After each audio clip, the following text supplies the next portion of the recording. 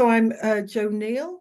This is the 31st episode of Street Drugs webinars, and very, very warm welcome. So this one has sort of come from the drug science. We've done 2 drug science podcasts on drug use in prisons. And I have to say, people, I was absolutely horrified by some of the things I learned. But we felt that it would be really important to have a street drugs discussions on drug use in prisons.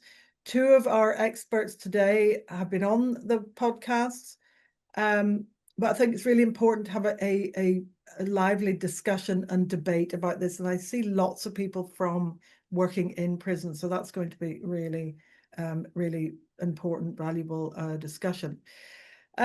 Just a word about mental health, really, I thought, in the UK. Randomly, I gave a talk in Malaysia this morning, The Power of Zoom, about psychedelic medicine. And I've looked at the Sapien Labs do a report on the mental health of the world. Well, they compare 82 internet-enabled countries since the pandemic started. And in the last 2 years, the UK has come bottom. And Malaysia is the 5th happiest country in the world, according to this quite an in-depth analysis. The UK comes last, along with Ukraine, with South Africa, with Brazil. It's pretty horrendous. And actually, when it's a no wonder, I think, when you'll hear about the treatment of people in prison, and we think about how we treat people who use drugs, people who are disadvantaged, struggling. I think it's a no wonder, actually. It's shameful, but I thought that was it's a horrendous figure. Anyway, we have not come here to hear me talk. So we've 3 experts today. We're going to start with Susanne MacGregor, then we'll follow on with Tim Kerr, Adam Winstock. The 3 of them have slide presentations, probably about 10 minutes. And then we will dive into the discussion that's always so fantastic with this webinar. So without further ado, I'd like to introduce you to Professor Susanne MacGregor. She's an honorary Prof at London School of Hygiene and Tropical Medicine. She is a Prof Emerita at Middlesex University in London, a Programme Coordinator for the Department of Health Drugs Misuse Research Initiative, or she was 2020 until 2010. She was Assistant Editor of International Journal of Drug Policy. She's a member of the International Advisory Board of Drugs, Education, Prevention and Policy. So without further ado, thank you so much for coming, Susanne, and I will hand the floor over to you. Well, good afternoon, everyone. The background to this, of course, is the general problem of rising numbers of drug-related deaths in the USA and Canada in particular, but we know that Scotland has the highest rate of drug-related deaths in Europe and some English regions also. So we were interested in thinking what was the situation in prisons. And what we found is that there's a lack of research on what's going on within prisons themselves. What research there is has tended to be on post-release. So we know that in the immediate days and weeks after release from prison, the rate of overdoses increases. But what's actually happening within prisons is less well known. The Royal College of General Practitioners Secure Environments Group concluded in a report that we need to know who are dying and what are their characteristics. And so we aimed to try to answer this question using the data from Prisons and Probation Ombudsman's reports, which are publicly available. First of all, I want to acknowledge my co-investigator, Karen Duke, whose idea it was to look at the PPO reports, to acknowledge the work of the PPO investigators, whose thorough reports are a very valuable source, and also to recognise the suffering of those who have died, the grief of their families and friends, and also the shock and trauma experienced by the staff who had to deal with the immediate event and the aftermath. Well, we know that prisons are in crisis. This week, His Majesty's Chief Inspector of Prisons has reported and has highlighted the issue. So we have to ask, why are our prisons in this dire state? We lock up more people than most other European countries, twice the rate of Germany and the Netherlands. And the situation has developed over the past 30 years. The numbers have doubled, partly due to an increased length of sentences. But the situation is, of course, exacerbated by the entry of the drugs economy into prisons. And reports demonstrate the role of drugs in causing mayhem at times in prisons. Some prisons have had to be placed in emergency measures. And when the drugs economy takes over, there can be a loss of control on wings or even in large parts of the prison, and a collapse of the systems of management. So it can be a very serious situation, which the Chief Inspector of Prisons has been highlighting for some time. Now, I don't want to spend much time on the detail of how statistics are constructed, but it's important to note that there are variations in the numbers which come from different sources, using different ways of compiling and counting. We've used the PPO reports and used their category of non-natural deaths, which are mainly sudden deaths where drugs are involved. The other categories they use are natural, self-inflicted, and homicides. And the Royal College of GPs said that this is a good proxy measure of drug-related deaths in prisons. The problem, however, with the PPO reports is that there's a time delay before they become public. And they can't be made public until there has been a post-mortem, an inquest, coroner's report, consultation with families, and then they are published on the website. So our figures after 2020 are incomplete. It looks as though the situation is fairly similar, that you'll see the numbers which have been given by the PPO in a Freedom of Information request, that they think that there are something like 25 or 26 in recent years. So it looks as though that figure of 27, which began before the peak in 2018 of 17, is continuing. So the figures are really more reliable between 2016 and 2020. And what's clear from this is the peak that occurred in 2018 with the entry of spice, which sometimes called NPS, sometimes called PS, but synthetic cannabinoids entering into the drug supply. And there was a leap in the numbers in that year in particular. And this coincided with the impact of austerity policies following the 2008 financial crisis and the decisions made to cut public expenditure. So there were cuts in staff, around 1/4 were lost. Redundancies led to a loss of a cadre of experienced senior staff, and the number of addiction treatment programs reduced from 110 in 2013 to 15 in 2019. And what we see is that roughly the most common causes, there's an underlying number of combined other drugs, but in the early years, quite a large number were unascertained. And this was because it was not until after 2016 that there was reliable testing of synthetic cannabinoids at postmortems and in other tests. So by 2017, we see NPS spice arriving. In 2018, the most common cause of death being synthetic cannabinoids, reducing, but vomit being an important one worth mentioning, aspiration, pneumonia, and due to vomiting.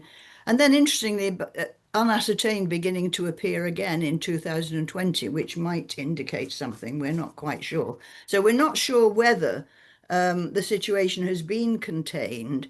It possibly has, in that there was a reaction after this peak, which led to the recognition of a crisis. The prison's drug strategy was produced in 2019, and from then on we had local prison drug strategies and action plans, new specialist staff appointed, some increase in funds, which only went back to the original level, but more awareness and a higher priority. And some, I think, possibly also some cultural learning among users of the dangers of spice. So a key observation here is the role of synthetic cannabinoids in general, but then also other drugs, not spice, continuing to play a role, spice playing a role in accidents, and then the number of unascertained. Now, what's important to look at here in this slide is the role of polydrug use. Combining substances, of course, increases the risks. And although the majority are recorded, and this is dependent on records, recorded as having only one being responsible for the death, there are a considerable number who take many more.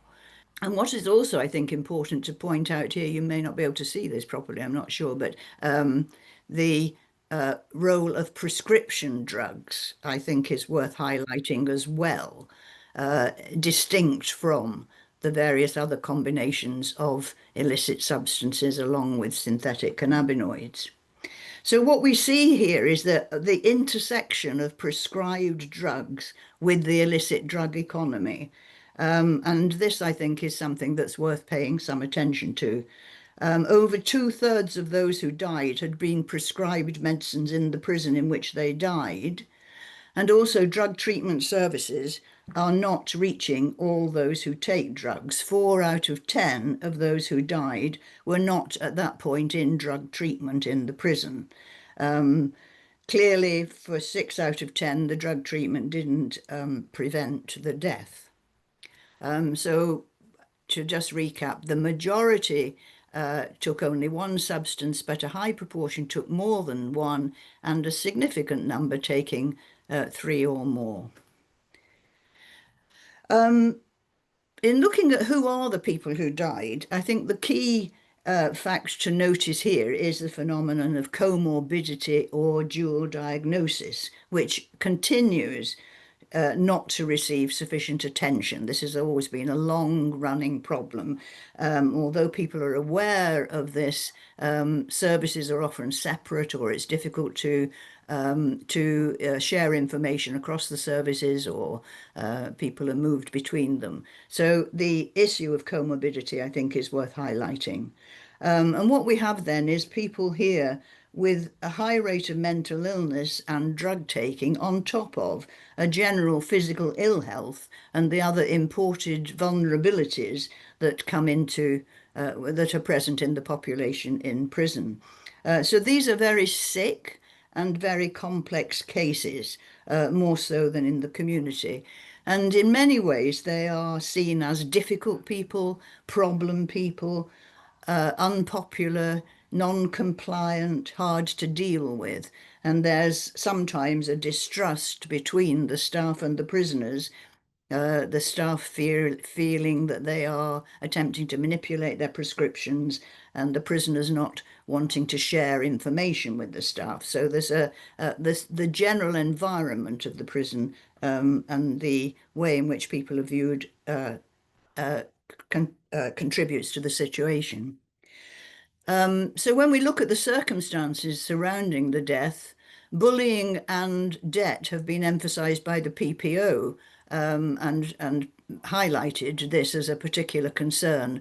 There are also examples of negligence, particularly in the early days when people were not aware of the dangers of spice. There are also some examples of malpractice and some cruelty of prisoner to prisoner or staff to prisoner.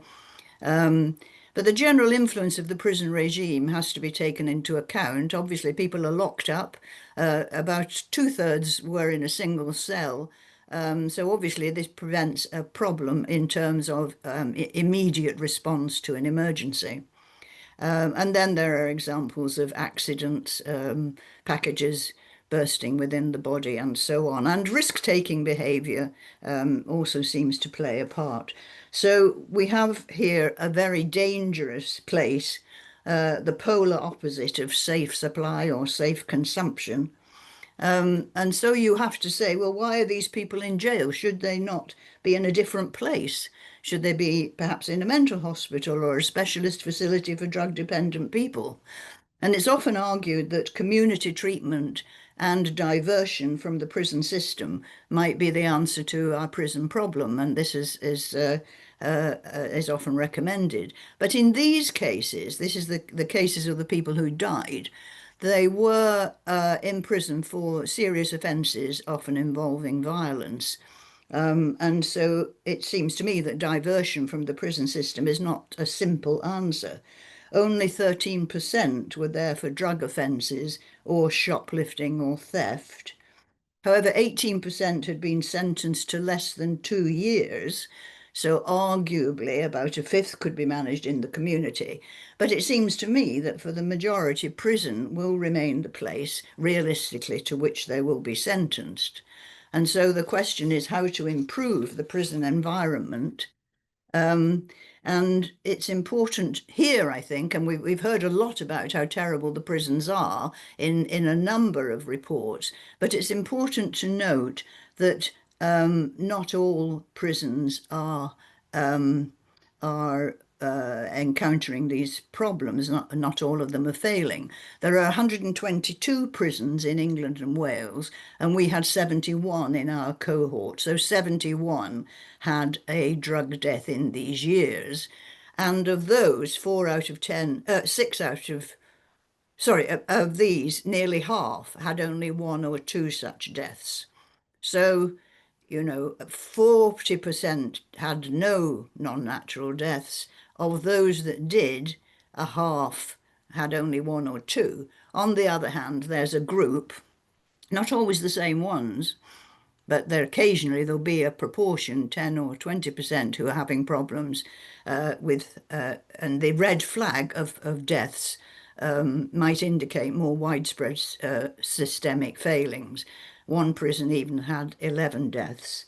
And I think another point to mention about the prison environment is the whole issue of movement and churn, particularly where people are coming from court into prison, or they're moving between prisons, or they're moving between one wing and another, between a wing and a segregation unit, and so on. And that whole issue of movement means that information sharing and coordination of responses can be difficult.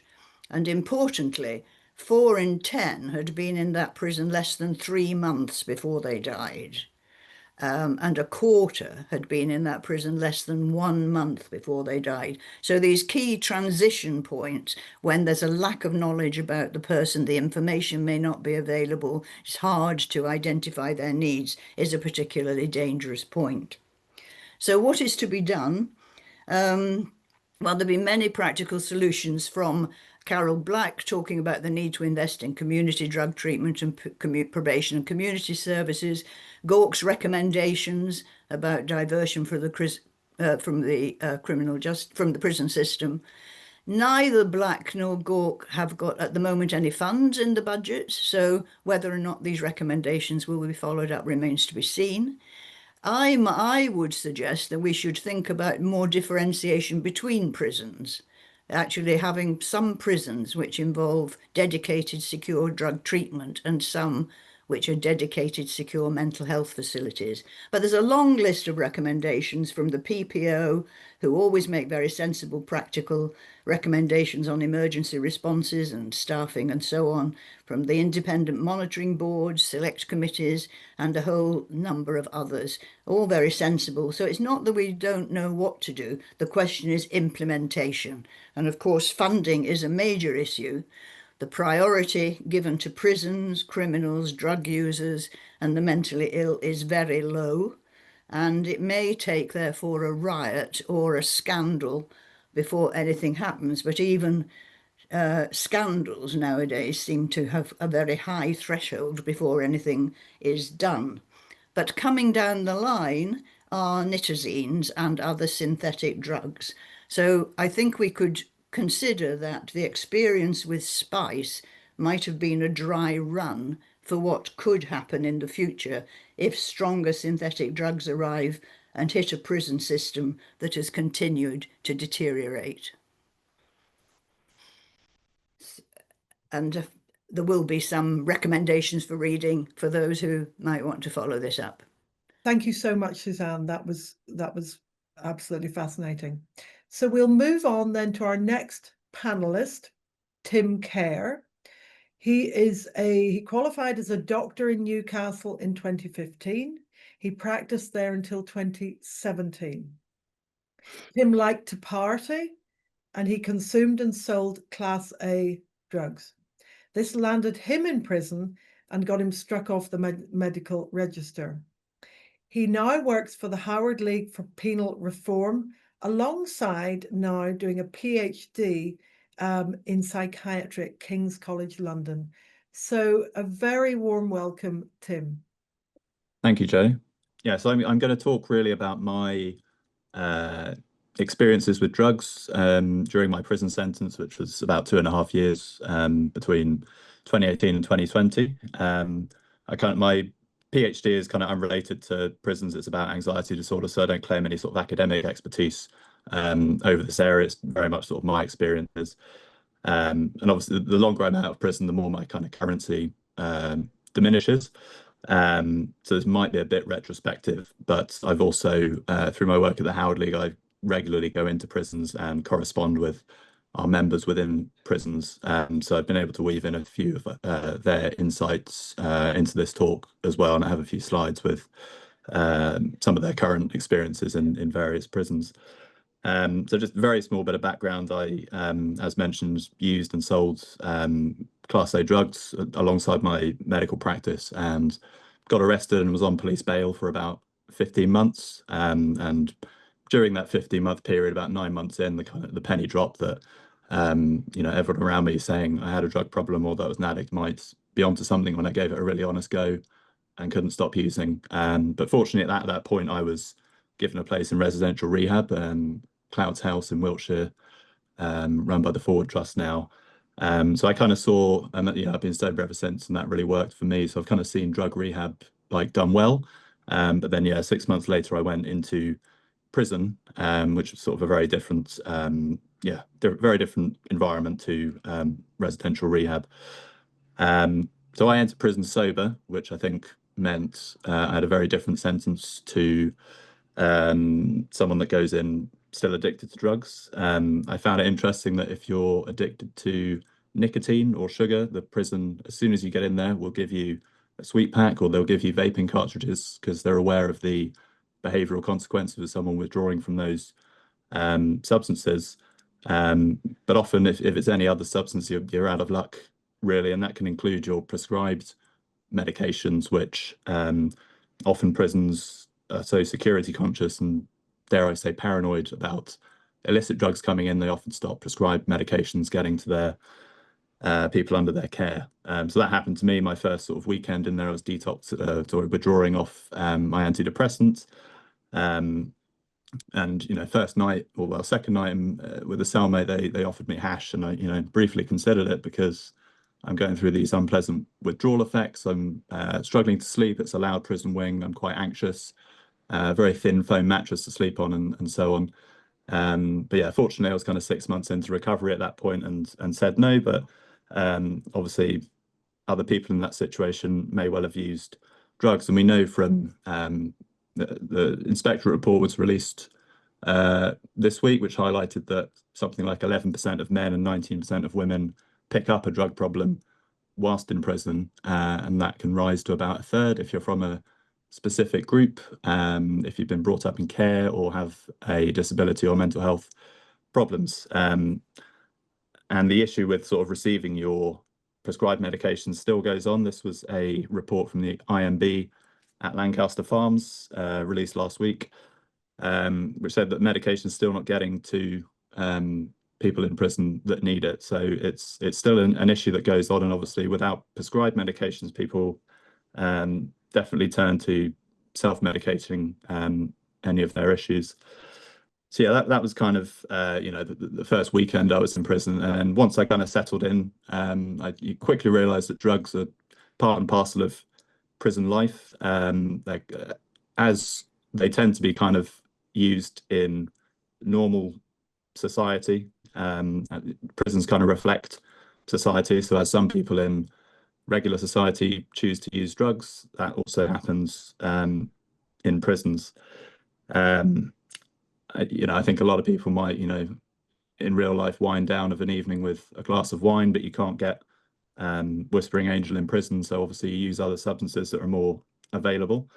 We've definitely heard mention of spice in the previous talk, and I think spice is an interesting drug, not least because it's almost impossible to stop getting into prisons. It's literally sprayed on paper, and prisons are still beholden to paper-based systems. All your letters and applications will be done on paper rather than computer. So it's very hard to stop the ingress of something as, physically small as a tiny cube of spice. And so that's why it's kind of become one of the more widely used drugs in prisons. And obviously the headlines tend to be that it causes, code blues and people to go under, and sadly, in some cases, death. But most people in prison are using it just to, take the edge off and frankly, have a good night's sleep. I had a cellmate who would use it every night, sort of 7 p.m. I'd just see these burning embers descend from his top bunk down to my bottom bunk, and that would be him out for the night. And he had unmedicated ADHD because the prison had switched him from Ritalin methylphenidate to atomexetine, which wasn't working for him. So he had a lot of internal noise, and chose to use spice to just get his head down of an evening. And I guess it's kind of a grey area of whether that use is problematic. I'd rather he didn't, but it didn't seem like there was much support to help him, deal with those internal thoughts. And so very much a case of, self-medicating with spice, obviously not using levels that would cause him to have any physical distress or cause a code blue. Like I say, I try and write to people in prison. So this is Alan from Portland, I think, really describing the boredom, I suppose, of being locked in your cell upwards of 22, 23 hours a day. I mean, that's the kind of default in prison, is if you're not doing anything, you'll be in your cell, except for 1 hour of the day where they have to get you out to shower and feed you. But broadly, you're sat in a cell potentially with someone else you're not necessarily getting on with. So, just that boredom and that nothing to do really drives probably a lot of drug use. It's just a way of getting through the hours, again, with this potentially quite a lot of internal noise in someone's head. But I don't want to gloss over it.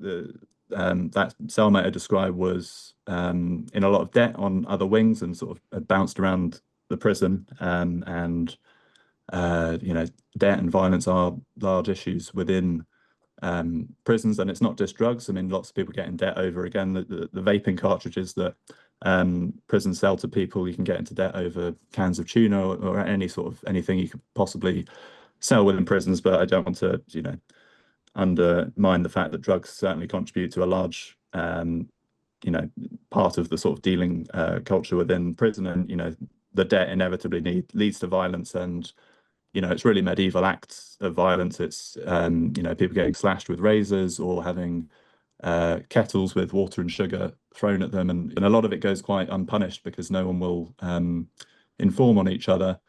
And these sort of adjudications processed in prisons, which is a sort of pseudo court proceedings, often aren't able to prove that one person assaulted another. Certainly those violence in custody or safety in custody statistics that get published every quarter by the MOJ will be an underrepresentation of the true levels of kind of bullying and violence that go on in prisons, sadly. This is another slide about regime in a different prison, HMP Loudham Grange, which I'm going to talk to a bit more at the end, because that's a prison that's really struggling at the moment, and that's something we've done a piece of work on recently at the Howard League. I guess the key question that might be asked is, how do drugs get into prison? The routes into prison are fairly infinite, I think. I've mentioned that spice is physically incredibly small and can get in through a number of methods. I guess prisons are perceived as somewhat secure, a bit like an airport, but it all comes down to human factors really, and an extreme demand for drugs within. So, you might want to stop someone entering prison with drugs up their rectum, and you might then think, oh, let's scan everyone as they come in.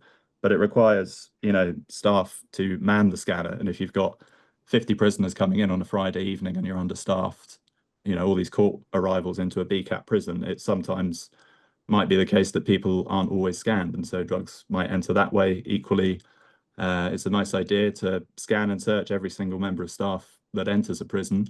But obviously, if you've got 300 staff all turning up at 8:55 for a 9 a.m. shift, it would take all day to search them all properly. And so, maybe random sampling is done, but obviously not everyone is searched. And so some drugs might get in via the staff corruption route. But as I say, there's sort of many routes in. It almost doesn't matter how they get in. They can be thrown over, drones can fly things in, they can be sent in parcels, they can be bound up in canteen from other prisons and sent around in a supposedly secure way. I guess the point that there's shameful levels of illiteracy in our prisons, and I was in Peterborough recently, and they said the level of literacy of people on arrival was entry level 2, which is kind of the level of my 7-year-old niece.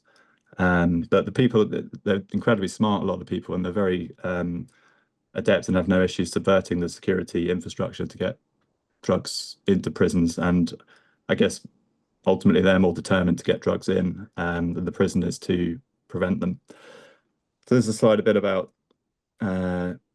dealing. I think he describes kind of the sale of canteen goods, so currency in prisons, things like cans of tuna or maybe a tub of protein powder. And I think he talks to the fact that there's a kind of ecosystem on the wing. So if someone suddenly has, hundreds of pounds worth of canteen in a cell, it's pretty obvious they're dealing, but you can't, the prison officers might not have any sort of real direct proof of that or where they got all that stuff from. But equally, it might be quite a stable wing and there's no real incentive to disrupt that dealing. But yeah, I think drugs in prison, it's really driven by demand for drugs. And I think some of the best prisons I've been in, so Oakwood prison was one I went into recently, and equally that's got, it's branded by the inspectorate as the best prison in the country, and I would agree. There's a real culture of productivity in there. It really humanizes the men in there. There's kind of decent family visits, multiple hours long. You can sort of sit in a hall and cook meals with your family. There's real autonomy over your living environment. You can buy decent things with your wages, like fresh fruit grown on site and furniture, and the staff are polite. The drug-free wing, I believed was drug-free, where in a lot of prisons, the drug-free ring could often be the one with the highest drug use. The basic wing, didn't reek of weed like a lot of basic wings do. So it's just a thoroughly decent prison. And, ultimately the prisoners there have something to lose because they could end up being moved to a less good prison. So there's kind of a, huge set of rewards for good behavior in terms of the visits and what you can do there and get more out of your sentence. But obviously there is that stick of you can be moved to another prison. But I suppose interestingly, their drug random positive rates are about 16%, which is much lower than the average of about 30% across all prisons. But it's not zero. And so I guess there's a drive, I guess, for drugs to be prisons to be completely drug-free, 0% presumably, but I don't know if that's kind of a realistic target. I think more important is having a stable prison, and if there's the odd person using drugs but not causing too much disruption, that might be a good sort of balance to strike in a prison, rather than being, too kind of obsessed with drug use within prisons. Because I don't want to say that drugs don't have a destabilizing effect on prisons. They obviously can do, but I think it's more that badly run prisons with people in their cell all day, and I feel like that is more generative of drug use. I guess I would say drug use is more of a symptom of a bad prison rather than drugs causing bad prisons. But it's multifactorial, and I think there's going to be a bit of push and pull between those two factors, and definitely an interaction between those two factors. But it's possibly the case that it's more advisable to make prisons better if we want to reduce drug use in prisons. I was in prison when COVID hit, which was interesting as a kind of natural experiment for a number of ways. One of which was, the prison I was in, Ford, was quite, not drug free, but there wasn't much problematic drug use going on, and it was all fairly covert if it was done. But with COVID, they could no longer search people, they could no longer enter cells, they could no longer basically police drug use, and so there were lots more throwovers, and drug use just became absolutely rife within that prison. And there was certainly an effect that there being drugs available definitely pushed some non-drug users into drug use. So I'm certainly not saying that the availability of drugs doesn't impact people's proclivity to use drugs. And I would then walk into cells and just see lines of cat lined up ready to go, and it was quite almost reflexively I'd almost start trying to use them, weirdly.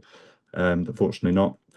Or have cellmates just suddenly whipping out a crack pipe and using it quite openly. So it was quite stark, the sudden change in behaviour, just because the prison couldn't police drug use anymore.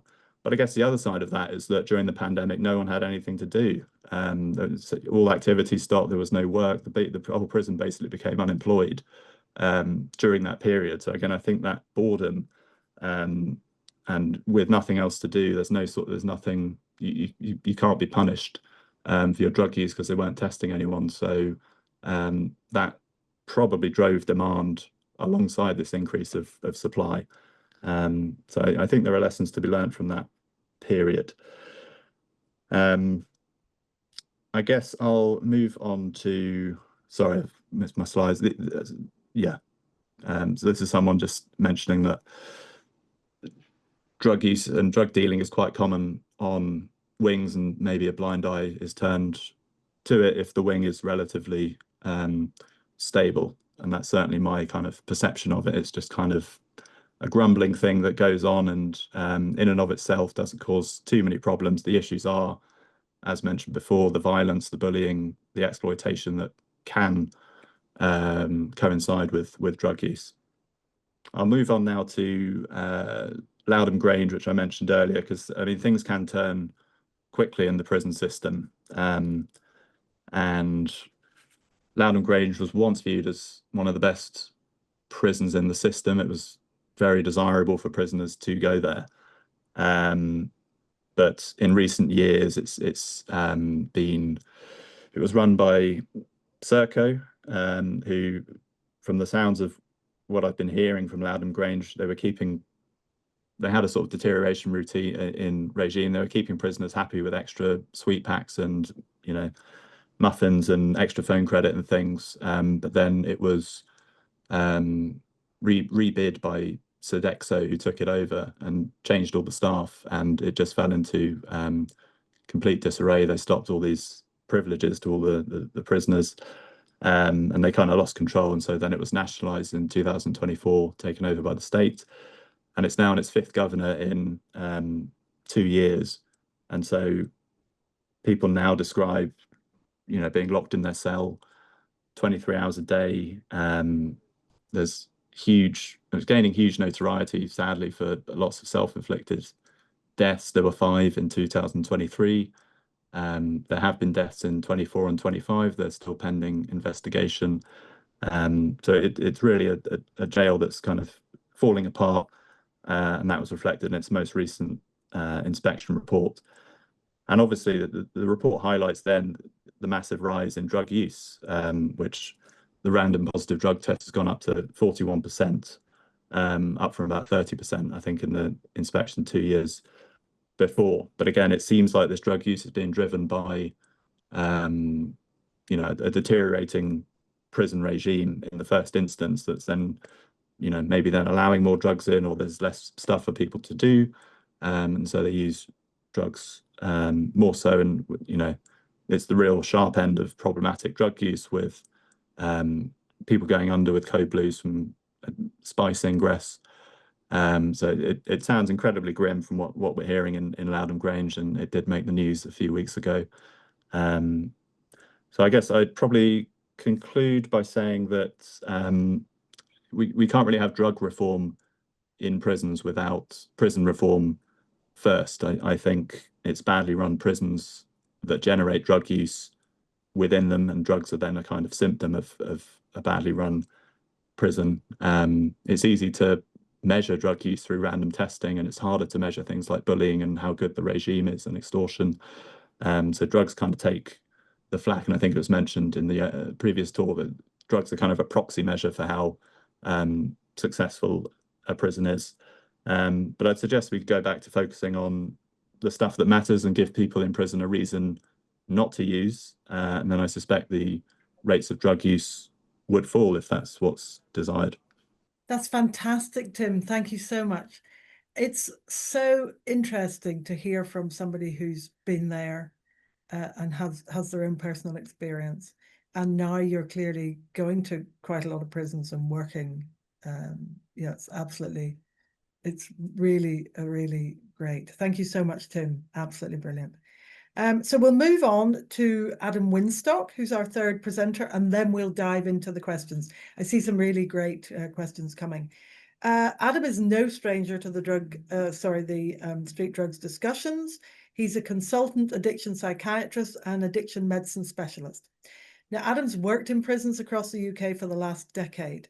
He's a substance misuse clinical advisor for NHS England and an honorary clinical professor at the Institute of Epidemiology and Healthcare at UCL. He's an active clinician, educator, researcher, and has published loads of papers, almost 200. Thank you very much, Adam. My pleasure. So I agree with everything that Susanne and Tim have said. And at this point, I don't know if anyone else on the call is feeling remarkably depressed. But I think if you are, it's just a reflection of how much needs to be done. So I want to touch on things, I guess, based on my experience of working across lots of different prisons in the UK and trying to think of some of the simple things that we can do. So I absolutely agree that the ability to really make significant change is going to be based on, wider policy and funding and resources. But what I also recognize is, particularly with individual staff that I see, that there is the ability to make a real difference to an individual's life with the way you choose to engage with them. And I think sometimes staff within prisons get so battered by negative feedback that they lose sight of the fact that being kind, compassionate, respectful, showing you give a shit just makes a massive difference. And so I want to run through what I think are probably the top 10 issues in prisons. And clearly I could have chosen another 10. And if anyone looks at these 10 and goes, oh, I get it. But anyway, these are the ones I thought about. Oh, and by the way, I work for lots of people who look after prison health services. So I am talking just as me as an individual, and all of these views are my own. So look, we've already spoken a lot about the NPS stuff, but we only really pay attention when there are code blues or when people die. But as Tim has said, actually, that doesn't happen for most people. But there are lots of other early warning signs that we miss. So people who refuse doses of the hatch for their medication, those people who are seen on the wing under the influence. So just like for 35 years or whatever, UTI was a urinary tract infection. Now it's under the influence. And a lot of the time we don't use those as opportunities to engage with patients and make changes. A lot of the prisons I'll work with and some of the prisons I cover have like 50 code blues a week, and they'll just say, Adam, we can't see everyone. And my response to that is, okay, but out of those 50 code blues, can you tell me who's most likely to die in the next week? And they'll say no. And I'll challenge that by saying, actually, there are risk factors, and we've heard about some of them. But some of the really obvious ones are interactions with prescription medications, particularly things like methadone and quetiapine. Most people who die of synthetic cannabinoid receptor agonist, spice is so much easier, death, die of a cardiac arrhythmia. And synthetic cannabinoids plus quetiapine or methadone can increase your QTC. We can look at changing doses, medications, seeing whether they actually need their antipsychotic as a way of reducing that risk. And I think our pharmacy colleagues, pharmacy tech colleagues, and staff on the wing could improve the way they communicate those early warning signs to us. Urine testing is limited. If I look at someone, they've got droopy eyelids, they can't speak, they've got bloodshot eyes, and I don't think it's opiates or something else we've prescribed, even if the drug test comes back as negative for spice, I'm going to go, you know what? I think it probably is. So it's having faith in your own clinical observations. The impact of code blues on prisons is huge.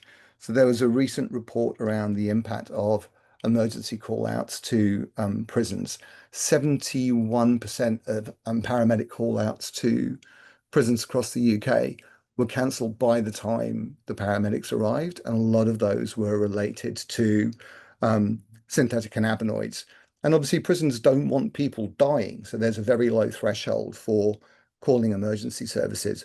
But I think with better clinical assessment and management, we could actually deal with things a lot better.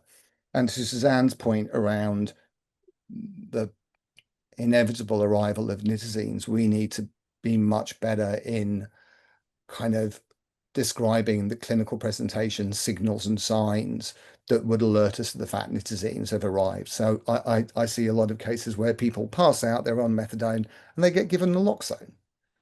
I mean, they're breathing fine and they're pink, but they're unconscious. Naloxone is not an antidote for spice. And I absolutely agree with Tim and Susanne, and the evidence bears this out. People use for boredom, stress, vast amounts of money to be made. So an A4 sheet of paper dissolved in synthetic cannabinoid last Christmas, and some of the prisons I worked at was about 350 quid. Year before it was about 150, you know. Greater supply reduces your price. And we're not very good at interventions. People get dependent on synthetic cannabinoids at a much lower level of use than they do with cannabis. Withdrawal, kind of 3-4 days, insomnia, irritability, craving. If it was me going through a synthetic cannabinoid withdrawal, I'd want Zopiclone and diazepam. But I can't start prescribing Zopiclone and diazepam to everyone in prison because it's just not practical. So one of the things I'm working with a lot of places I work is to try and get a whole of prison response. And it's around always explaining why you're concerned, why you're refusing your dose, making sure they're safe. If they're referred to a prescriber, there shouldn't be a knee-jerk response to, well, you're using spice, I'm going to reduce you off your methadone, because if you do that, their withdrawal might get worse and they use more drugs. Likewise, there's a lot of people who are on antipsychotics who are not under mental health. They don't have a psychotic illness. And I want mental health to become involved in saying, well, does this person need to be on this medication? If so, could we change it to one that's less likely to cause a cardiac arrhythmia? But my biggest bugbear is the automatic assumption that staff have on the wing where they see someone looking a bit wonky, that they'll go, oh, it's spice. And it's like, well, no, it might not be. It could be all the other medications we're prescribing. It could be a head injury, it could be hypoglycemia, it could be post-ictal, could be a mental health problem. So we've got to remain curious and not judgmental.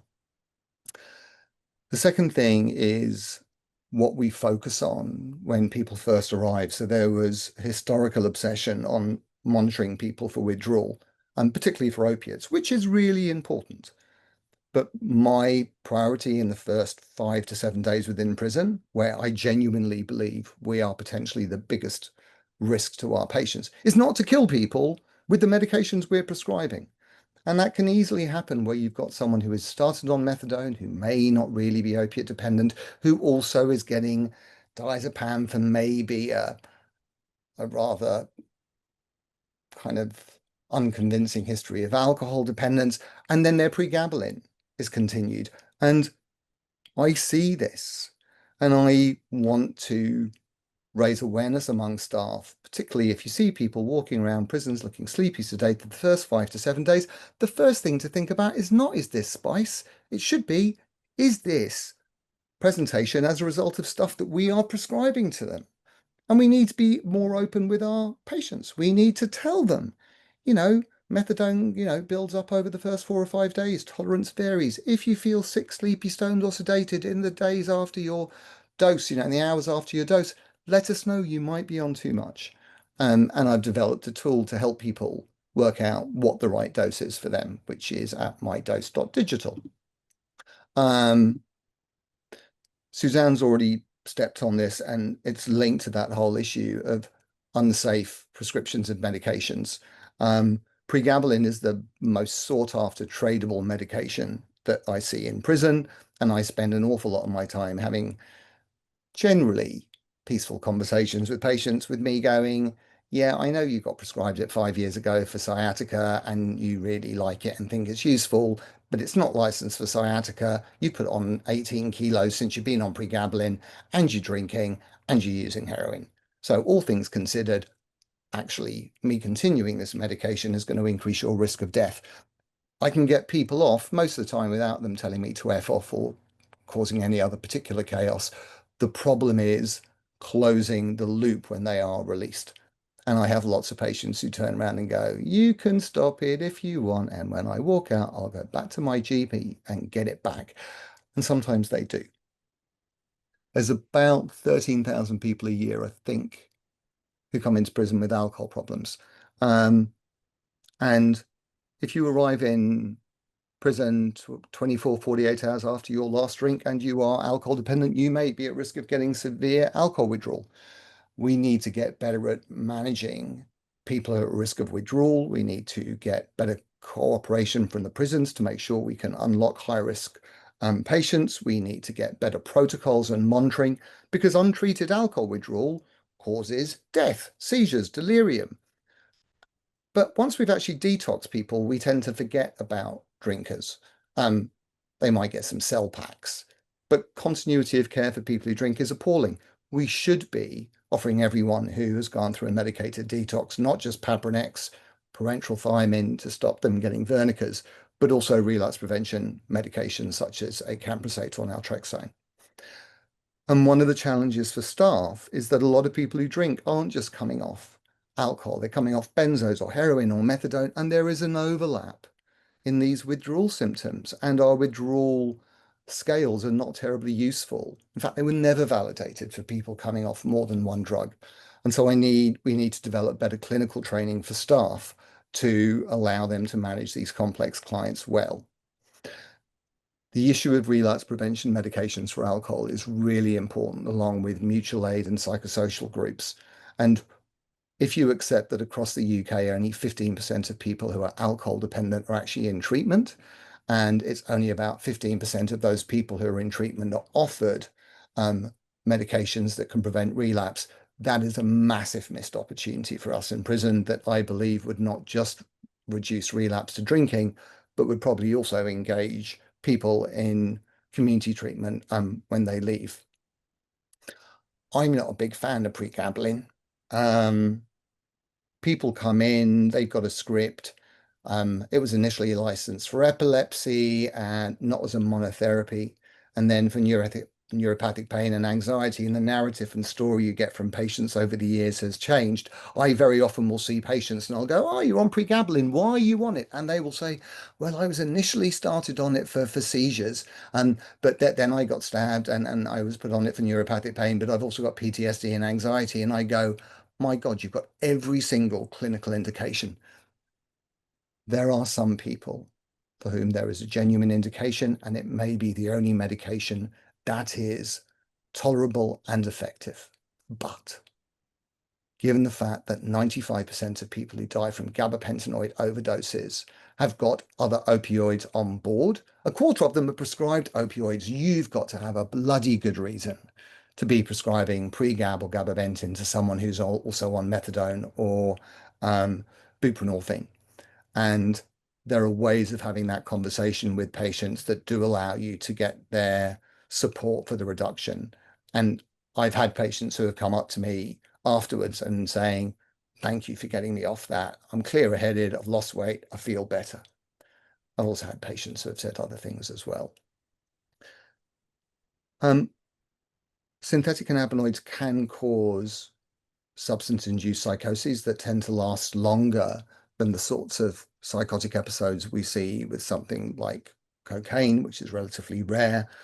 But in the last 6 to 12 months, I'm seeing an awful lot more crystal meth. So crystal meth, 10 years ago, I saw it in chemsex clinics. It was gay men, sex clubs. It was 200 quid a gram. In the last 6 to 12 months, the last 10 people I've seen using crystal meth, only 2 were gay, 2 were bisexual, 6 were heterosexual. Over half of them were living in squats. And they were telling me it's becoming the drug of choice within a squat. And at 25 to 40 quid a gram, that is a serious bang for buck. And they were going much cheaper than cocaine, and it lasts longer, and it does. But 1 in 4 people who are methamphetamine dependent develop a brief psychotic episode, and we need better protocols within prisons and the community to manage that. And that doesn't mean just whacking people on antipsychotics because they're on it for life when in fact they don't have schizophrenia. And so I'm involved in some work at the moment to develop some policies and protocols for that. The government target for continuity of care, I think that means you turn up to your appointment within 21 days after release. The national target is 75%. I think the highest rate anywhere in the country is about 63%. The average is probably floating somewhere between 30 and 40. And people leave on a script. And I see lots of them come back. I go, did you leave on a script? Yes. Did you pick it up? No. Why didn't you pick it up? Well, I had to go to probation, housing, diddle diddle da. Or it might be, was the dose that you left on sufficient to abolish your withdrawal? No. So what did you do when you left? Well, I called my dealer because getting my drugs delivered was easier than engaging with treatment. The risk of a fatal overdose in the first week of leaving prison, if you are opiate dependent and you are not on OST, goes up 50-fold.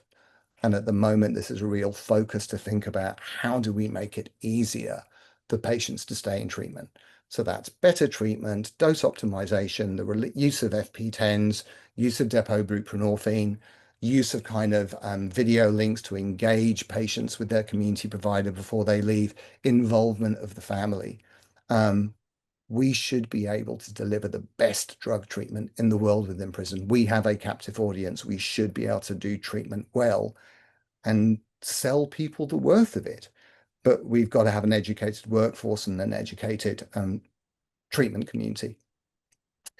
And there has been a huge loss of skilled staff, and it is difficult to recruit staff and retain staff, both across the clinical and the psychosocial side.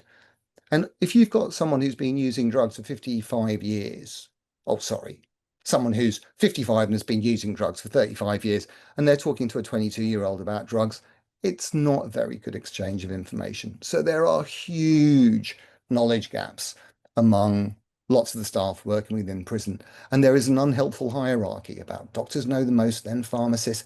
It's nonsense. Some of the best staff who make the biggest differences in terms of spotting people at risk, helping us not kill people, engaging clients, healthcare workers, pharmacy techs. And we need to make more of those staff aware of some simple knowledge to allow them to do the simple things well and engage and be a source of trusted advice and guidance by our population. One of the things we need to do is educate our patients better. So many people have myths around all of the treatments we provide. Oh, I don't want to go up on methadone. It's a double habit. No, it's not a double habit. It's all the same habit. Oh, I don't want to go on a methadone. It rots your teeth. No, it doesn't rot your teeth. It gives you a dry mouth, makes you crave sweet things. Dental hygiene is difficult. If you're homeless and going to a dentist is really expensive. We want to be flexible, transparent, and honest with patients around the treatment options that are available, including the use of depot buprenorphine and where it's available. So this is a little information sheet that we've created. And always be nice. Always be nice.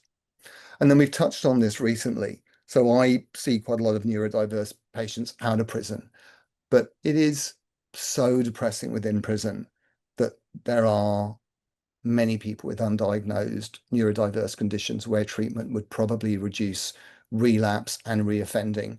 And I know Tim spoke about the patient who was using spice because he'd been taken off his Ritalin and put onto atomoxetine.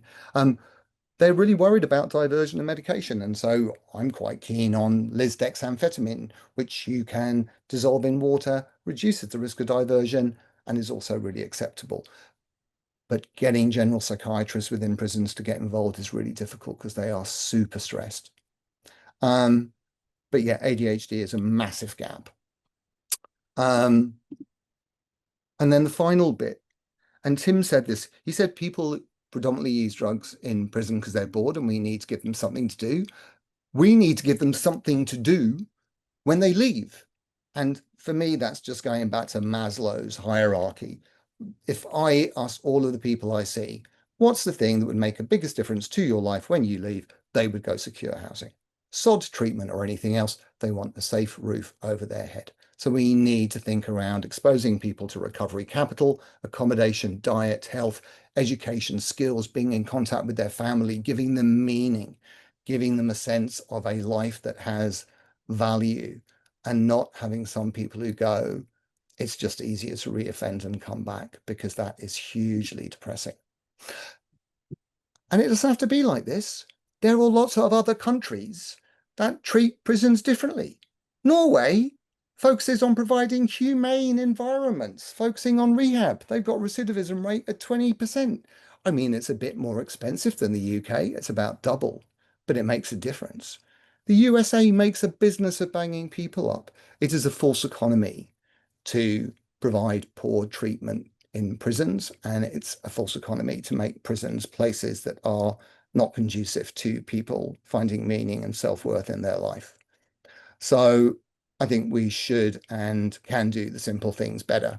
And simple things: be nice, be caring, be respectful, show how you give a shit, be honest about the limitations of the treatment system, and don't let poor processes where you work go unchallenged. So often I'll ask people, well, why do you do this the way you do it? And the answer will be, because it's the way we've always done it. If that's the best response you've got and you know it's not as good as you could do, then I would ask you to challenge yourself and the organization you work for to do it better.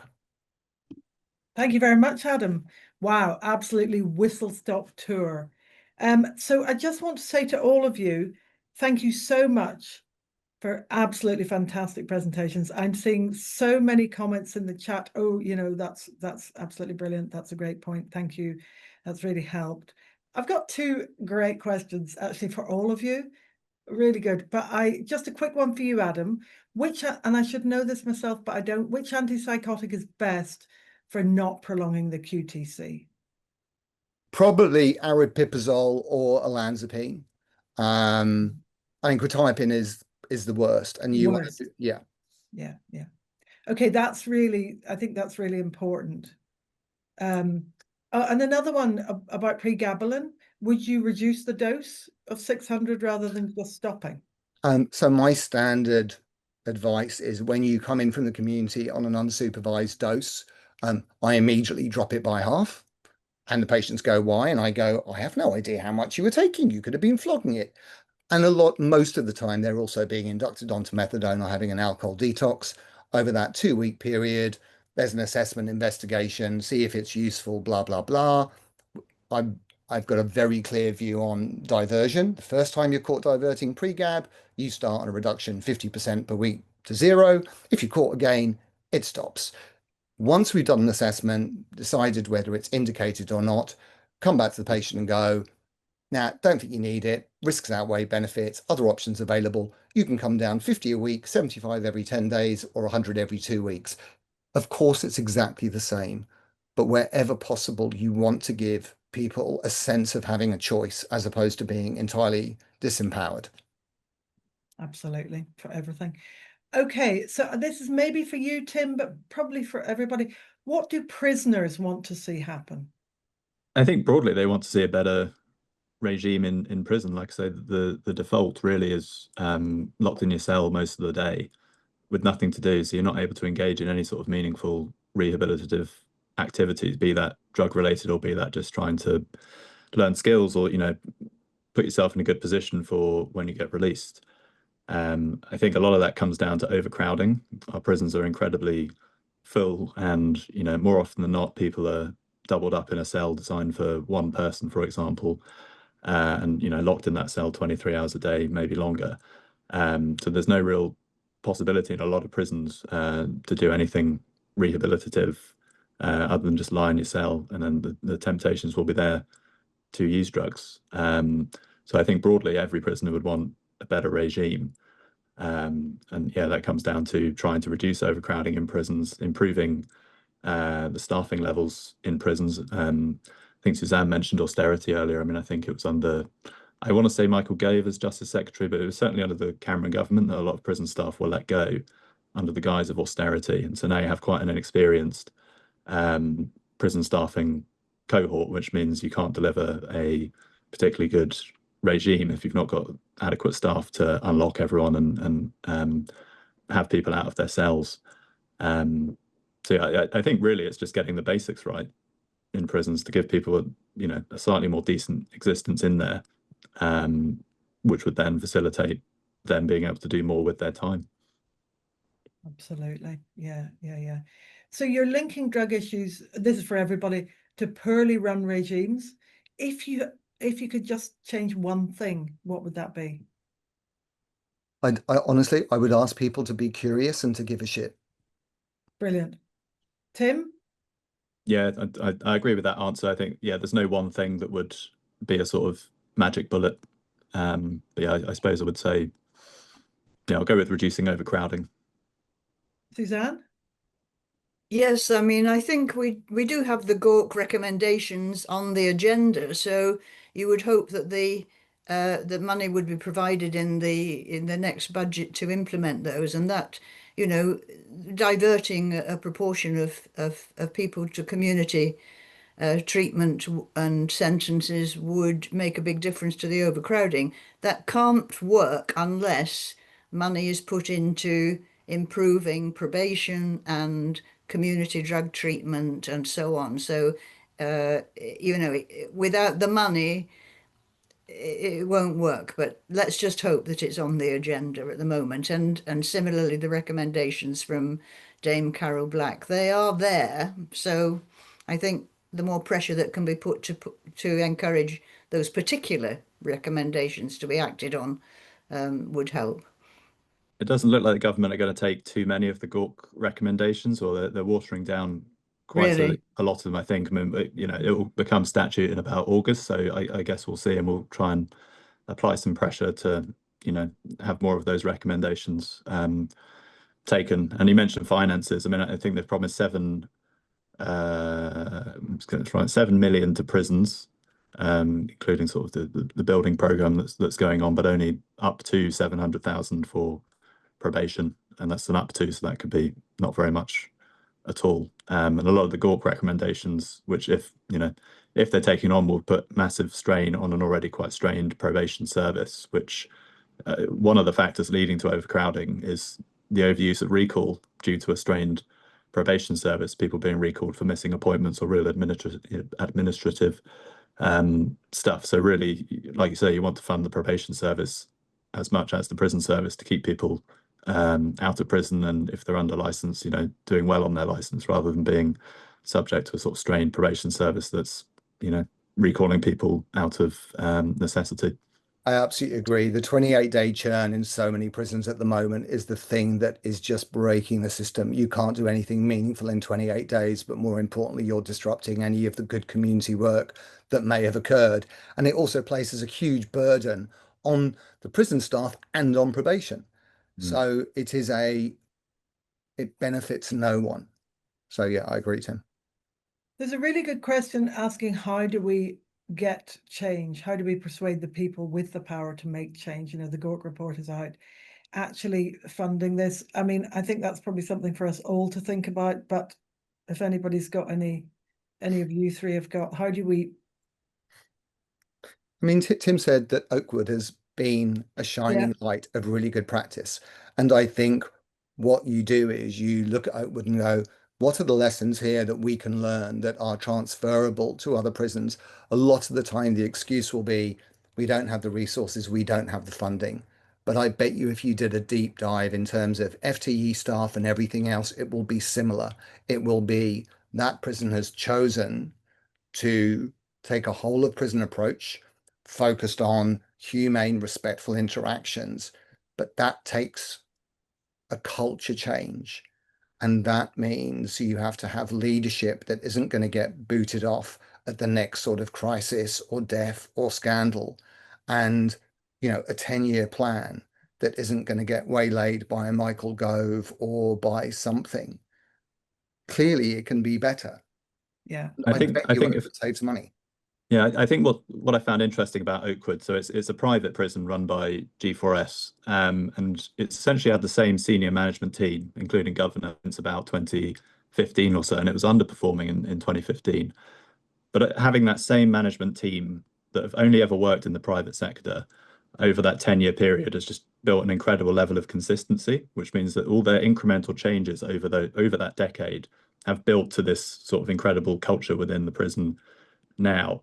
And there's possibly something about the fact that they are from the private sector and there's a bit less kind of central prison service gold command dogma put on them, and they're slightly more able and willing to take managed risks. So, for example, I think on, in some of the wings on Oakwood, even though it's a wing of 100 people, they might only have one prison officer because it's a wing of people over 65 and they're very stable and don't need that much management, which means they can, shift what limited resources they have and put more staff on the wings that need it. But in a state-run prison, there are sort of minimum staffing standards that cannot be changed. So each wing has to have however many staff. And so you end up with staff on some wings sitting around not with much to do, whereas, staff on other wings understaffed because that's a more volatile wing, for example. So I'm broadly politically against things like privatization, but there's something about the ability of private prisons to run a bit differently from sort of central MOJ guidelines. But there's no reason that couldn't be done in the state sector. So possibly a bit more local autonomy given to governing governors in state-run prisons might be an idea. Really, yeah, really. As really, Oakwood seems to be a sort of a gold standard of how things should happen. So Susanne, you were talking about the prison drug deaths up till 2021. Is there anything more recent? Does anybody know if there's any data? Well, it's very difficult to tell. I did send in an FOI to the Freedom of Information request to the PPO to see if they had a backlog of cases that were sitting in a file, open, not yet opened, because I was worried that there was, there might be a number.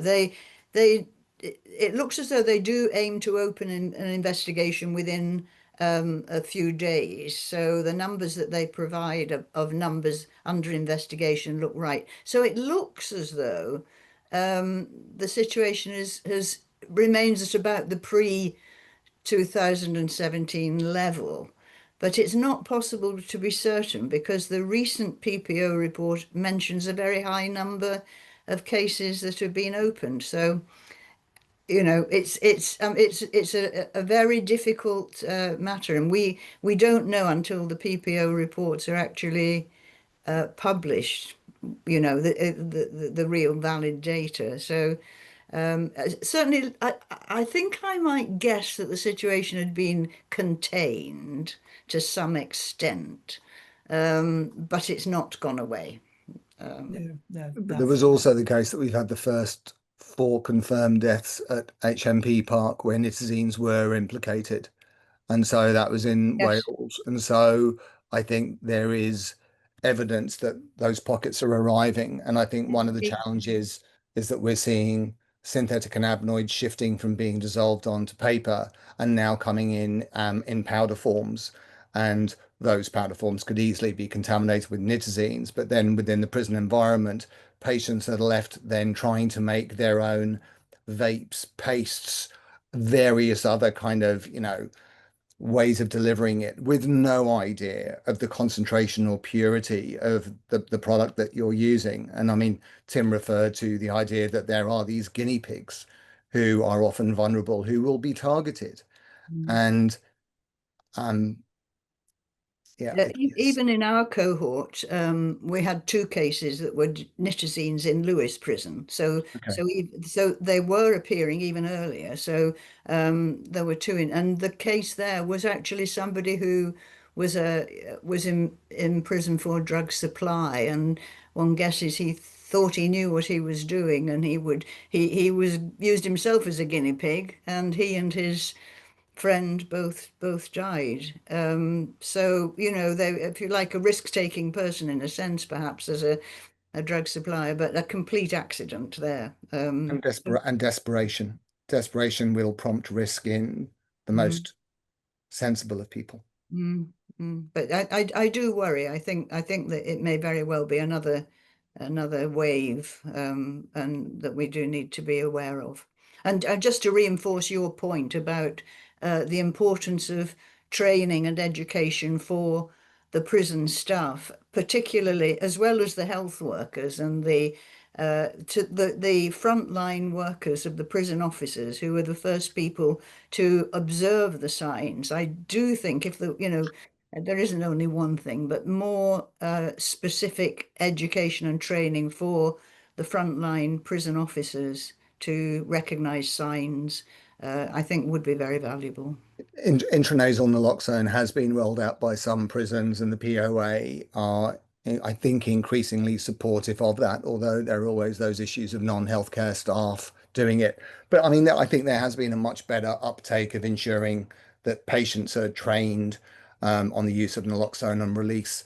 But again, that needs to be done repeatedly through someone's time in prison. In fact, I think everyone in prison should be taught how to put anyone in a recovery position, and you can have wing champions to be able to do that. Really simple first aid, because you may not be the heroin user, but your flatmates used opiates, sorry, your cellmates used opiates. You need to know to recognize that.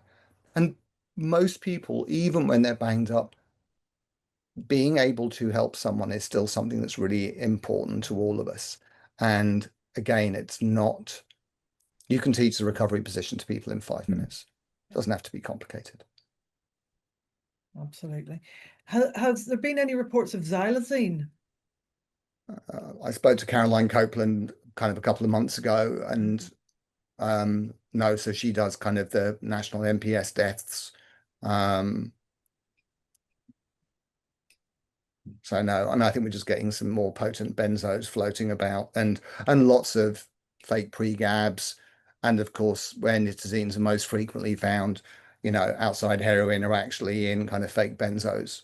And the community services will increasingly see people seeking treatment for opiate dependence who are buying either oxycodone or benzodiazepines on the dark net and are then presenting for treatment, but because their urine is negative, they don't get started. So I've had situations where I've told the patient to go and send their tablet off to Wednos, come back to the treatment service and go, what I thought was Xanax actually has got, a nitazine in.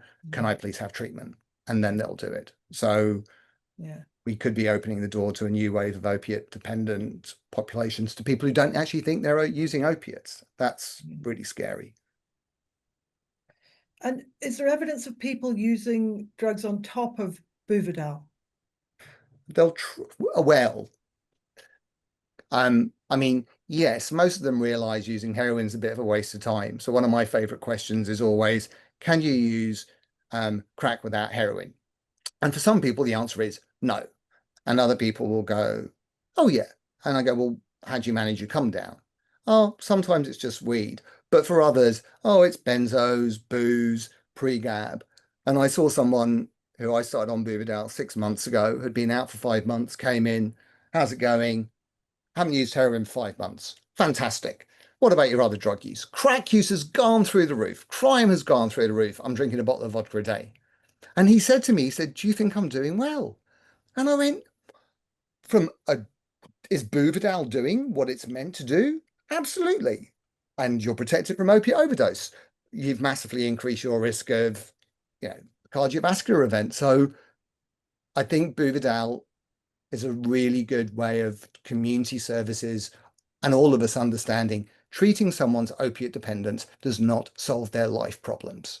And you've got to be aware of the fact that it may actually lead to an escalation in use. For other people, it doesn't. They'll say, no, I can't really use crack without heroin. But when I wake up in the morning and I'm withdrawing off heroin, that's why I go and see my dealer. But if I was on, a long-acting depot and I wasn't waking up in withdrawal, I wouldn't need to go and see my dealer. I'd be more likely to be able to do other things, and then I wouldn't use crack.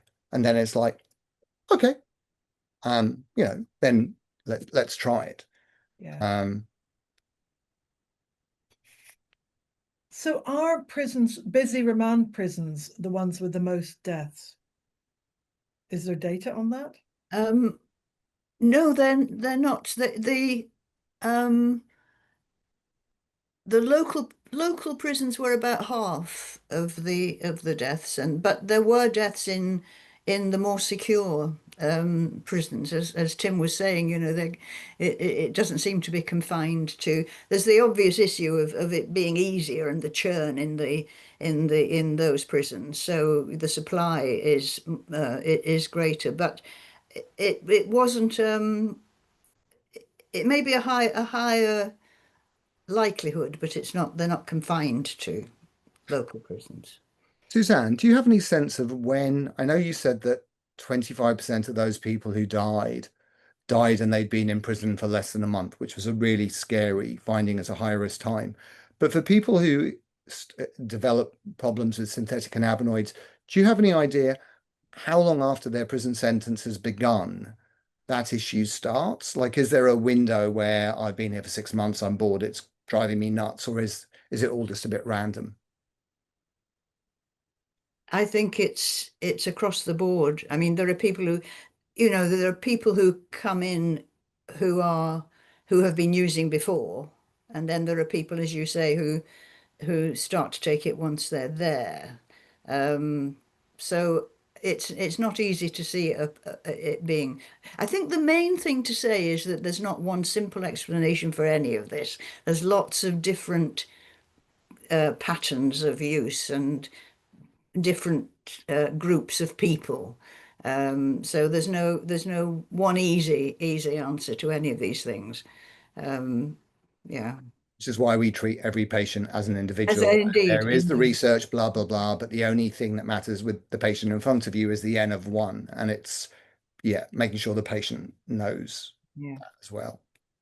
I suppose, I think a lot of people are known just to use spice in prison and sort of don't really have a problem with spice outside of prison because it is just the most available, probably cheapest drug in prison. But I think certainly that first month in prison can be quite a boring time as well. I mean, you're often not able to get employed for a few weeks and you've got to go through the induction process, and there's inevitably a lot of time spent in your cell.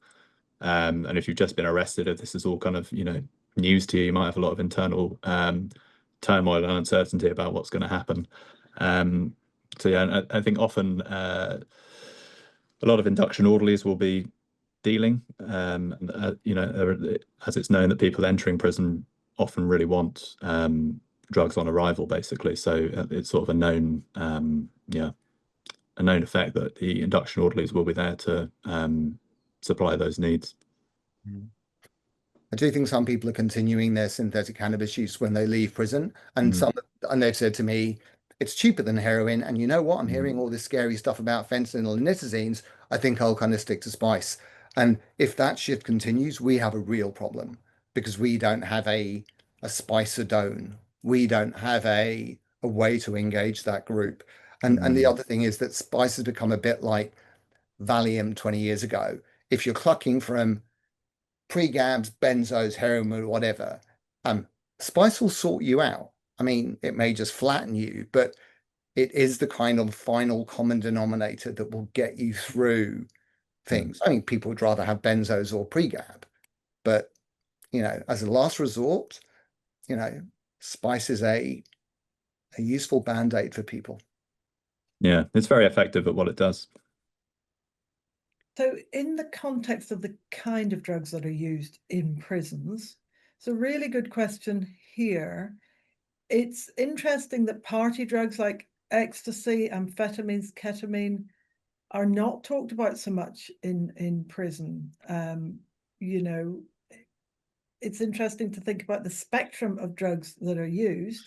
And now the second part of this question is very interesting to me as I work on psychedelics. It'd be interesting to know if there are any studies on the anti-addiction effects of recreational LSD use. Maybe people who've used LSD in the past. I don't suppose there's any data on that.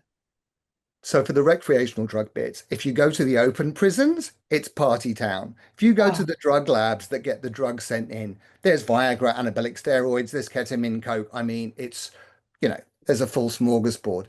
You don't want to be banged up in a 6 by 4 foot cell taking a stimulant drug. That is not a place, it wouldn't be conducive. To the LSD bit, I saw, and it was an unusual articulate 28-year-old guy, had been using drugs since the age of 13, had had a heroin and crack problem from the age of 16. Unusual guy. And I'd said, oh, if you had periods off. Oh no, sorry. The question I asked him was, I said, oh, what's your favorite drug? And he went, LSD. And I went, sorry, it's a bit random. And he went, when he was 19, he was very specific. He took 200 micrograms of LSD. He said, I had a life-changing existential experience. I didn't touch drugs for 5 years. I relapsed a year ago. And so, I mean, David Nuttslot are currently doing psilocybin trials for opiate dependence. Yeah. And in the same way, there's been a lot of anecdotal evidence over ibogaine, an anti-dependence thing. But most crucially, the first ever psilocybin trial that Roland Griffiths did at Johns Hopkins, of course, was looking at psilocybin for the treatment of nicotine dependence, which I think we would all agree is probably the hardest drug to quit. And so I see it as having huge potential, as long as when you come out, you've got a house, some food, something to do. Yeah, although there are quite a lot of people with severe personality disorders, serious trauma and psychotic illnesses. So it wouldn't be for everyone. For sure. But that would be an interesting little unit to open. Yeah. But interestingly, Adam, pre-1971, there was a lot of work done with LSD and Alcohol. substance. Yeah. Yeah. And alcohol. Yeah. Yeah. And of course, they're And hugely successful. Hugely. Better than anything else that we have now. Absolutely. Yeah. Which is why we need to bring it in as a medicine, but that's not the topic of this. And yeah. Can I just say, I mean, just on the reasons for using certain drugs, I mean, it's clearly the calming effect, is more sedatives generally helping, but the attraction of spice it helps to pass the time, escape. You lose time, and people feel smashed that they wake up and hours have gone by, and when time is and boredom is the issue, there is a particular attraction in simply being out of it for a period of time. So that whole issue of alternatives, of purposeful activity, why can't we have good nutrition, more exercise, clean air, purposeful activity? The prisons are making people sick.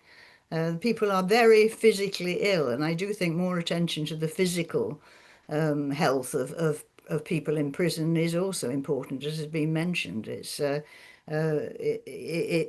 ought not to be so expensive. Sam Kraft did a study looking at the motivations for synthetic cannabinoids in prison, and he asked the prisoners what would make a difference. And it had nothing to do with healthcare treatment. It was more time out the cell, more exercise, more purposeful activity. Like, the group who we want to help are giving you the answer, which makes common sense. But more importantly, you are giving something to them which is acceptable and which makes sense to them. And that's just so valuable. I mean, being locked up in a cell for 22 hours a day is like solitary confinement, isn't it? Unless you're with somebody, but that potentially is worse. I mean, that's absolutely incredible. Yeah, it's sad. I mean, I think defaults are really important in prison, and that is sadly the default. That's the allowance is 1 hour out of your cell a day, and even that doesn't happen some of the time. I think equally you're allowed the mandate is 1 hour of gym time a week, and many prisons will thankfully give more than that. But the default, as it were, is an hour. So that's kind of the issue with prisons. They always revert to these defaults, and we could perhaps look to have higher defaults if we want people to be healthier. Because you're absolutely right. If you said to anyone, I'm going to lock you in a cell, a 2 by 3 meter cell all day. I'm going to restrict your contact to your family. We're going to feed you ultra processed food. We're not going to let you exercise.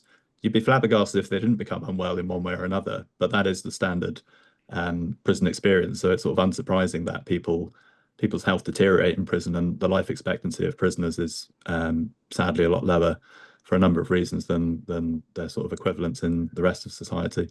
So yeah, definitely a lot of work could be done on the physical environment within prisons. There's no particular reason why a cell needs to be that small or why they can't have more natural light or whatever, but yeah, we still have a very Victorian model of prisons, both in their sort of physical shape and the way they're run. And more time out of your cell needs higher staffing.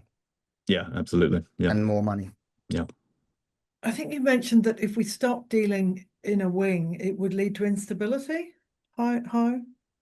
Well, I think, as I said, let's say it's induction orderlies that are facilitating that dealing.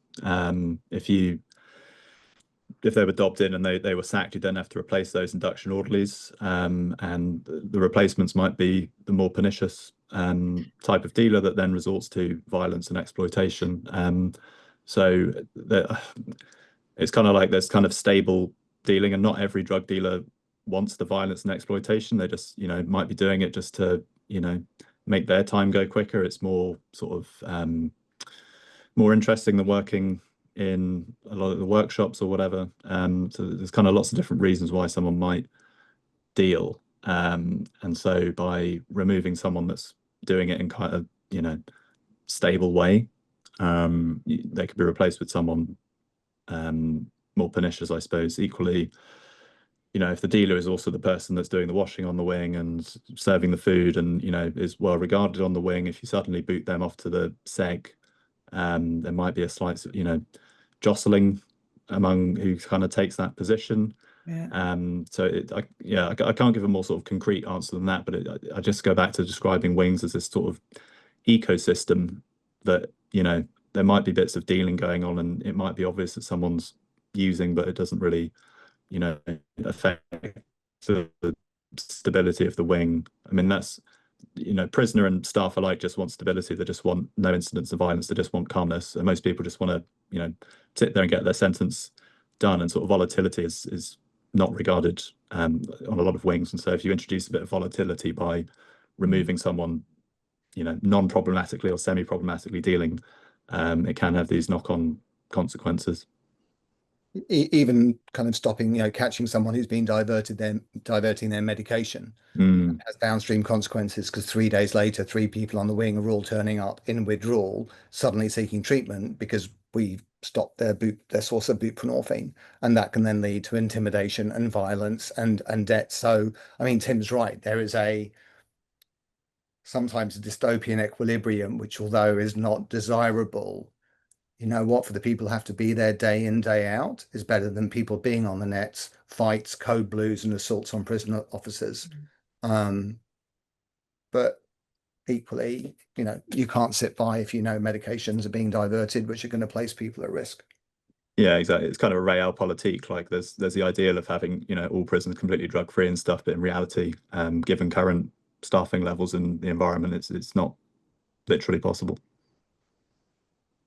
There's a good question here. Do you think there's room for medicalization movement of cannabis for it to be used in prisons to prevent the use of spice? Yeah, this had crossed my mind, I must say. And I mean, of course, we don't have decriminalization of cannabis use in the community, so it would be unlikely that it would be introduced in the prisons. But in societies where cannabis is legalized, then there would be an argument for saying then it should be available in the prisons. There is the issue of smoking and vaping and so on, so whether or not there are health consequences. But I think the general issue is that the care in the prison, healthcare in the prison, should be equivalent to the healthcare in the community. But it clearly isn't, because there are treatments available in the community, heroin-assisted treatment and even safe consumption rooms being discussed, which would be unthinkable in the prisons at the moment. But given the profile of the population, many of them would be qualified for safe consumption rooms or heroin assisted treatment. So this is why I did like the idea of there being a specialist prison devoted to people with addictions and people with comorbid conditions, where you could try some of these more revolutionary and pioneering methods. And if we are going to build some new prisons, why not have one that is devoted to people who are addicted to drugs? You'd need more than one prison, Susanne. You would need more than one, but I'm saying, Yes. as and Adam could be the director and institute his ideas. For the dimorphine bit, so I supervise the only dimorph clinic in England, and we've now started talking to the local prison services around offering dimorphine assisted treatment to maintain engagement with prisoners on release for that very high risk group of recidivist clients. So there could be some movement there. To the point about cannabis, when I first started working in prisons, I'd come in the morning for my clinic, and I'd step outside and the clinic would just reek of weed. And I would turn around and go, guys, you're taking the piss. You can't come and see the drug and alcohol doctor and the place to, reek of weed. But you know what? There were never code blues. There was no violence. There were no people becoming paranoid. And about 2-3 years after Spice started, I had to talk to a bunch of governors about, well, what should we do? And I turned around and I said, I think you should just stop testing for cannabis. Why? I said, because honestly, if people were using cannabis here, they'd all be in their room, eating too much food, being chilled out, and you'd have less of a problem. And they turned around, they said, but what would the Times and the Sun say? And my response was that you were taking a pragmatic response to reduce aggression and violence and assaults against your staff, reducing a burden upon the emergency prison services. But that boat's gone, because now for people who are dependent on synthetic cannabinoids, when I go, oh, maybe when you leave, you could just kind of pick up some, nice herbal cannabis, it wouldn't touch the side. The profile and the potency is, we missed that boat about 10 years ago. I haven't yet had anyone who's come in with a prescription for medical cannabis, but I can be pretty certain that the organizations I work for, it will not be on their formulary and it would not be provided. The price of cannabis in prison is nuts. 50 quid for 2 very little joints. So it's just prohibitive. So yeah, Spice is not going to be dislodged anytime soon. So you've been talking about people coming in with alcohol use issues. How prevalent is the use of illicit alcohol in prison? Around Christmas time, homemade hooch becomes a real problem. Tim, I don't know if you saw that in your time. Yes, I mean, certainly the BCAT prison I was in, people would make hooch out of, I suppose it goes back to the sort of crap food you get, and you're given white bread and oranges, and so you've got all the equipment there to make hooch if you want to. So it's definitely there. It's a bit more unusual, but it's definitely there, particularly like younger prisoners just want to get pissed basically, and it's free. Like you don't have to pay for that stuff because obviously you can manufacture it yourself in a bin bag. So yeah, it exists, and definitely in open prisons are quite paranoid about alcohol. That was certainly my experience at Ford, because obviously people are coming in and out, going to work or education, there's prisoners I'm talking about, and then might bring illicit booze back in. So they were constantly breath testing people in open prison. I think because once 10 years before I was there, people got pissed and burnt down one of the wings.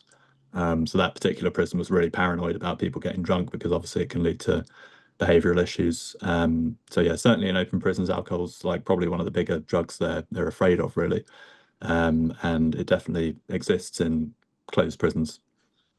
That there are people who come with very good track records for making very good hooch. So quite a lot of people from Ireland who can make poutine, and that there are people have their specialities, and kind of Christmas time is a peak period for hooch. The trouble is with being drunk is it's really flipping obvious.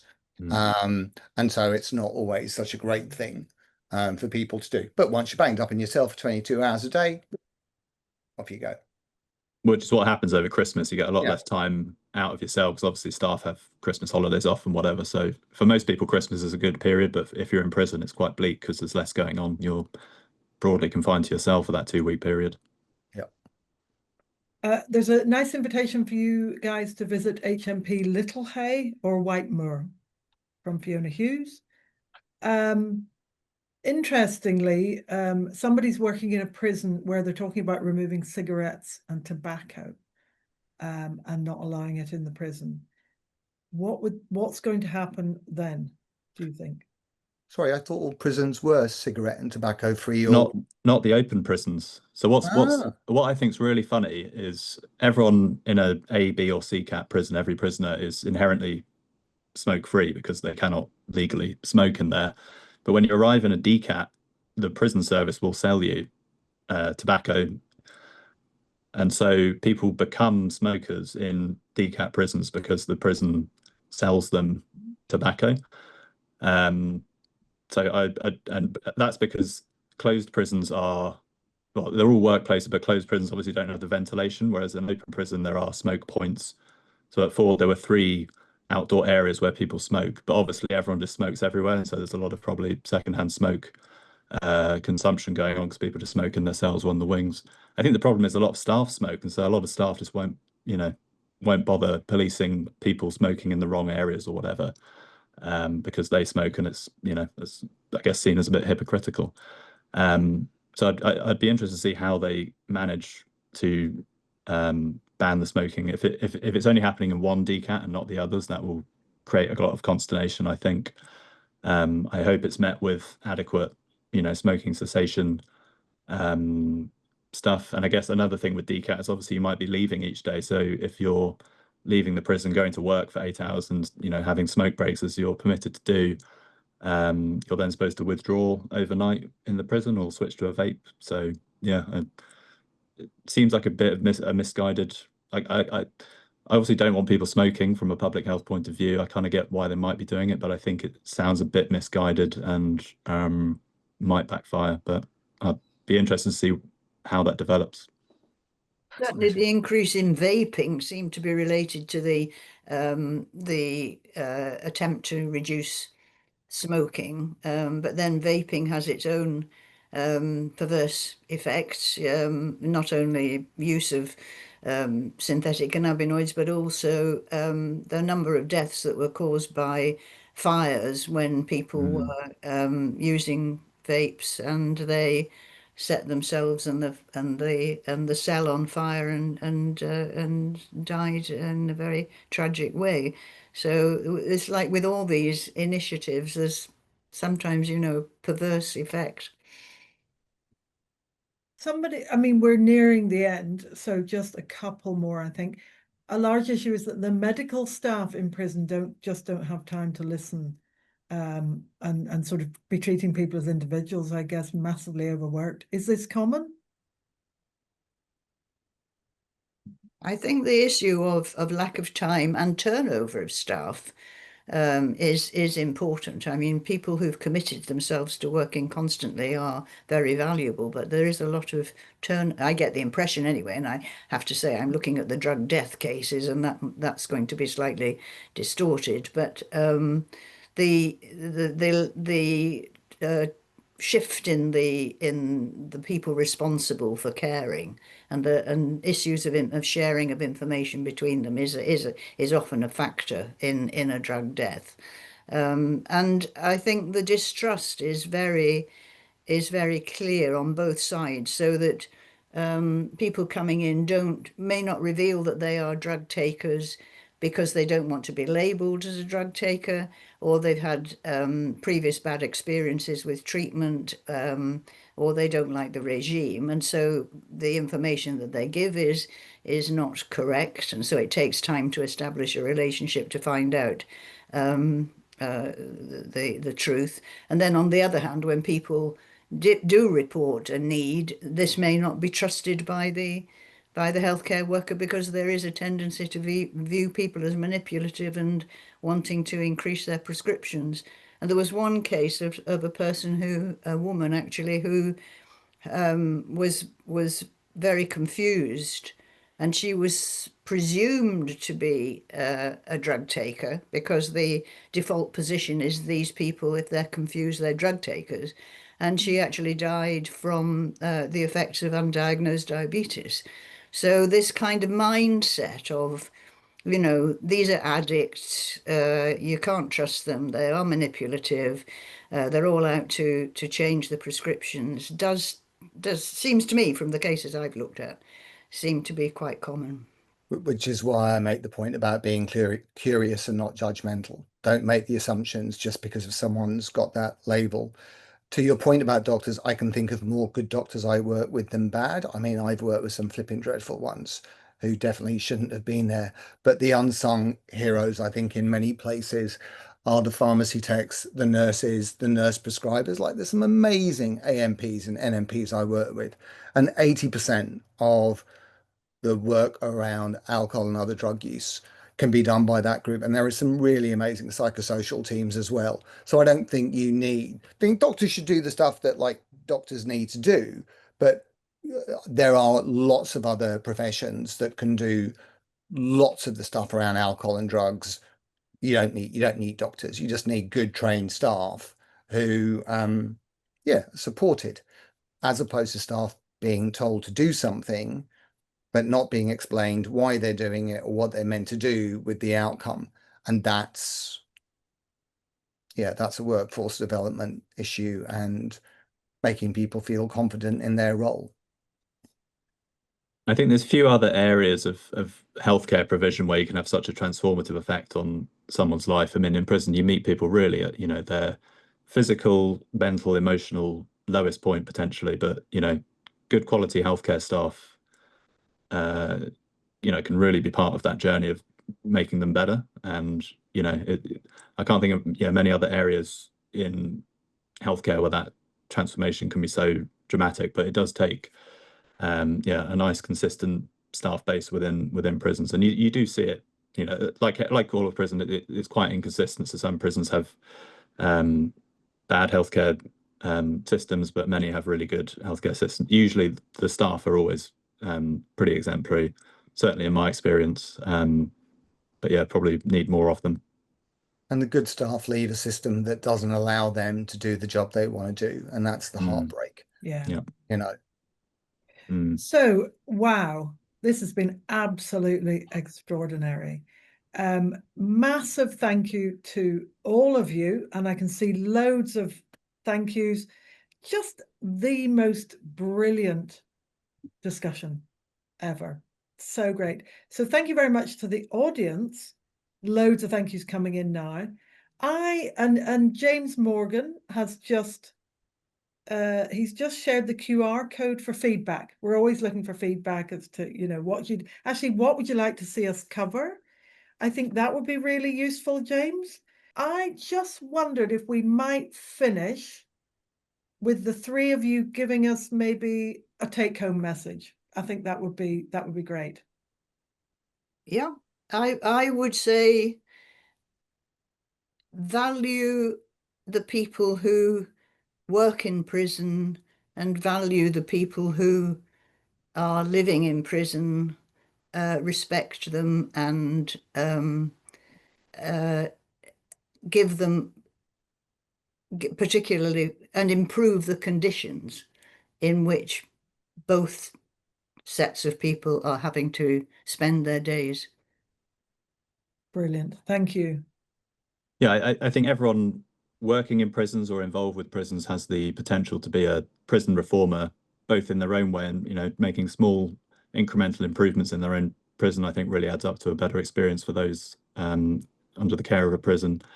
And equally, your voices are really important in any sort of campaigning work. So I'd urge anyone interested to join the Howard League for Penal Reform to keep abreast of our work and campaigning work, for instance, looking at sort of the Gork Review recommendations in the coming months. And yeah, hopefully we can all build a kind of better prison system, which, as I said, kind of, I think a better prison system and better prison regime means hopefully fewer negative effects from drug use.